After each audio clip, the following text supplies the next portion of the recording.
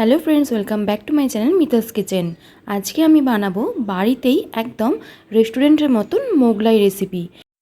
এর জন্য লাগবে আমাদের 1.5 বাটি ময়দা, সামান্য পরিমাণে রিফাইন তেল, পরিমাণ মতন লবণ, সামান্য পরিমাণে চিনি দিয়ে ভালো করে ময়ান দিয়ে দিতে হবে। দিয়ে ভালো করে অল্প অল্প করে জল দিয়ে ময়দাটাকে একটা ডো আকারে তৈরি করে নিয়ে 10 মিনিটের জন্য রেস্টে রেখে দিতে হবে। এরপরে আমি এর পুরটা রেডি করে নেব।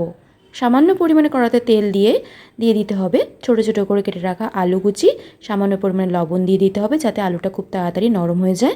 এবারে কাঁচা লঙ্কা, টমেটো, পেঁয়াজ কুচি দিয়ে ভালো করে নাড়িয়ে চেড়ে ভেজে নিতে হবে।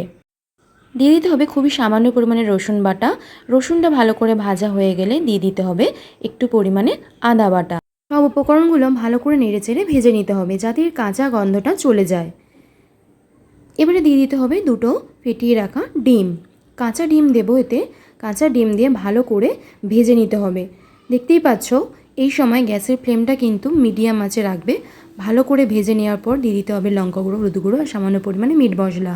যাতে মশলাগুলো কড়ার মধ্যে জড়িয়ে না যায়, অল্প পরিমাণে জল দিয়ে এটা একটা শুকনো শুকনো একটা মশলা তরকারি রেডি করে নিতে হবে।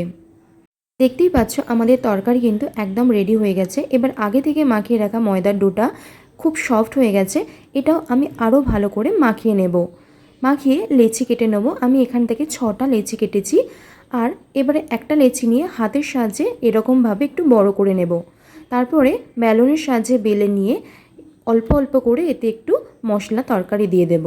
দিয়ে দু পিঠটা এইভাবে ভালো করে মুড়ে নিয়ে অপর পিঠটাও এইভাবে মুড়ে দিতে হবে। মুড়ে দিয়ে হাত দিয়েই প্রেস করে দিতে হবে। সময় আর বেলার প্রয়োজন নেই। এবারে কড়াতে অল্প পরিমাণে তেল দিয়ে যেই পিঠটা মোড়া হয়েছে সেই পিঠটা কিন্তু তেলের দিকে দিয়ে দিতে হবে। তাহলে খুলে আসার ভয় থাকবে না। এইভাবে খুব সহজেই কিন্তু মোগলাই বাড়িতে তৈরি করে নিতে পারবেন।